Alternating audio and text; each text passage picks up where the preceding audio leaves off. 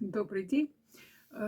Я недавно увидела, что, оказывается, не все мои видео загружаются. Вот оно там, я считала, оно загружено, оно висело, и повторить его не удалось, а с галереи я его убрала. Ну, в общем, буду просто следить.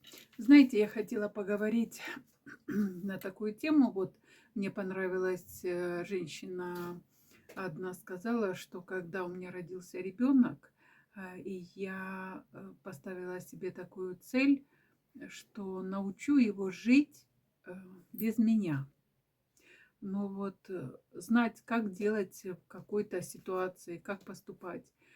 И вот я хотела на эту тему поговорить так широко, обширно, а потом подумала, а ведь это относится не только к детям. Очень часто мы тоже не знаем, как жить без других.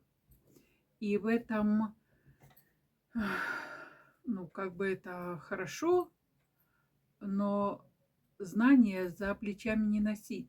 Если вы будете знать для себя, что вы сможете справиться со своей жизнью, с проблемами, со всем сможете справиться сами, это не значит, что вам не нужен будет тот человек рядом.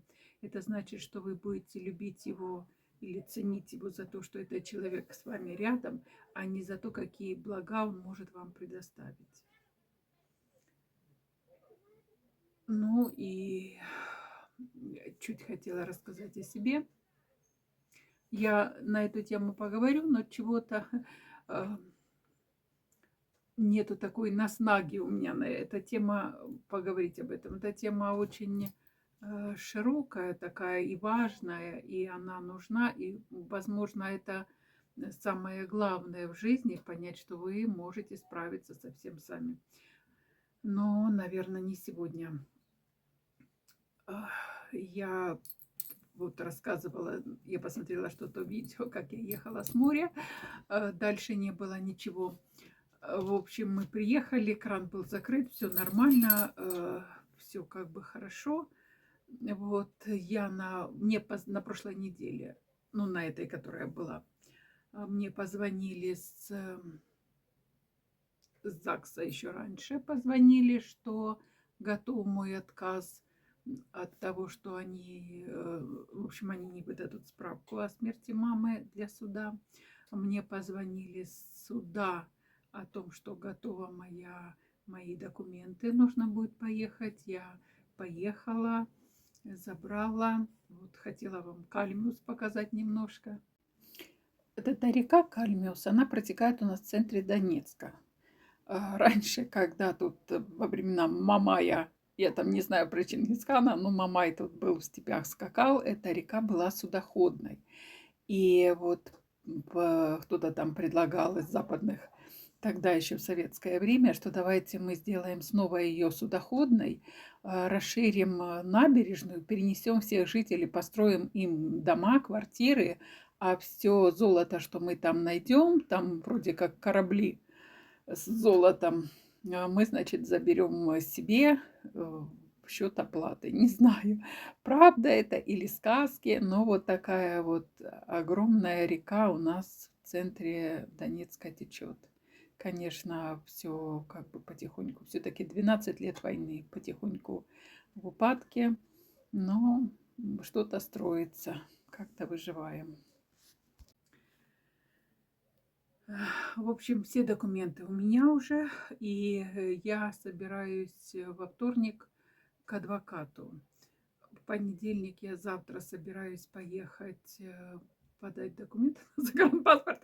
Я уже так давно собираюсь, я уже столько раз там была накануне, то переносили место, то, в общем, не принимали совсем, то вот я поехала, талонов не было. Ну, в общем, ну, как-то вот оно тянется, тянется. Ну, я теперь как бы думаю о том, что нужно это сделать. Вот вчера нам давали воду. Мы пошли с Котей прогуляться, вернулись. Воду должны начать давать в 5 часов. Мы вышли в 6, она там где-то шумела, еще не собиралась натекать. В общем, как-то так. Пол-восьмого я посмотрела, что у меня набралось воды 10 литров примерно. Думаю, нет, надо ехать вниз, набирать в ведрах воду. Я поехала вниз, набрала воду, 2 ведра. Как-то, ну, я не знаю, почему 2, хотя как бы нужно пользовать. Думаю, ну, натечет еще.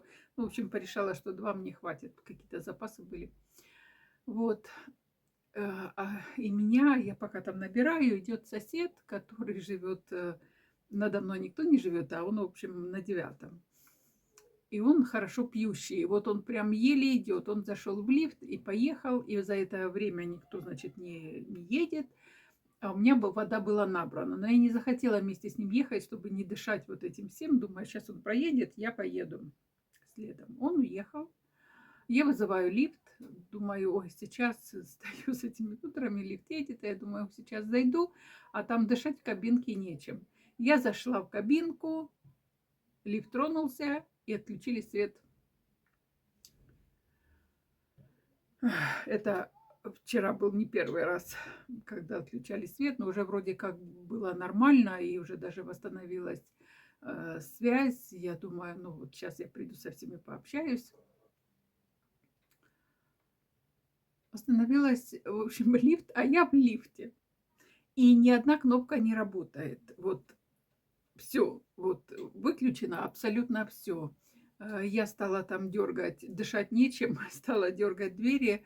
Соседи услышали, говорят, кто-то застрял. Я говорю, да, ну сейчас мы вызовем. Там поговорили, они говорят, сказали, через полчаса придут. А у меня еще телефон разряжается. Вот там было он прям на грани. Думаю, сейчас приеду, заряжу его. То есть я не могу включить ни фонарик, я не могу включить ничего там, послушать какую-то историю. Ну, как-то отвлечься. Стою в полной темноте, в душном лифте. Ну, через 20 минут включили свет. Но лифт не едет. И кнопки никакие не хотят. Вот я там нажимаю, ничего, никаких отголосков нету. И тут начинает выть мой котик. Прямо так слышно, как он воет. Он и к дверям подошел и так бедный плачет. Я ему кричу, Котя, не плачь, я сейчас приду. Он замолкает. Через время снова начинает плакать. Я ему снова кричу, Котя, не плачь. Тогда соседи услышали, это ты. Я говорю, да, сейчас мы еще вызовем. В общем, прошло еще 20 минут. В общей сложности 40. И я начинаю, и я слышу, что там у всех уже все со светом, все, уже, у всех все хорошо. А я вот 40 минут стою в лифте. Начинают внизу там какие-то движения с дверью. И потом они говорят, в лифте кто-то есть. Я говорю, да. Они поднимаются на 2 этаж, открывают двери, в общем, там чем-то там они так штрыкали, а потом растянули двери, 2 ребят. А лифт мой застрял как раз посередине. Метр вот это внизу, метр вверху,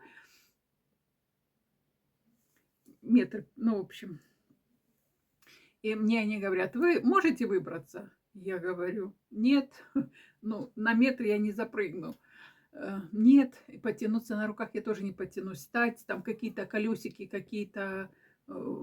И нету такого, чтобы я, допустим, стала и оперлась. Там вот такое вот какая-то панелька железная и 2 подшипника, 2 роликовых таких колесика вот такой толщины. Я говорю, если бы хотя бы там стулочка какая-то была, они говорят, ну, у нас нету. Ну, раз вы не можете выбраться, мы тогда поехали, потому что у нас еще 7 застрявших. Я говорю, нет, я буду вылазить хоть что. Они говорят, давайте ведра. Я им отдала эти ведра. Они говорят, ну, давайте руку, мы будем как-то вас вытаскивать. А парни 2 худышки. Вот. Я сняла тапочки, думаю, хоть опереться там где-то. И тут идет сосед и говорит, а эти спрашивают ребята у него, вы можете дать стул? А он говорит, да, сейчас. Приносит мне табуреточку.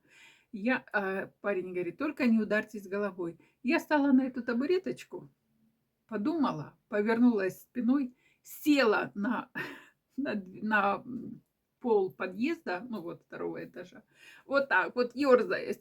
Уже я когда села, я уже была спокойна, что я выберусь. Я выбралась, схватилась за ребят, поднялась, потому что, ну, уже ноги у меня на одном месте, ну, в общем, вот. И тут снова начинает кричать котик. А я на втором этаже стою, а мне нужно на седьмой. Я с этими ведрами, с этими. Котя, не плачь! Я бегу. Я, в общем, добежала, ну,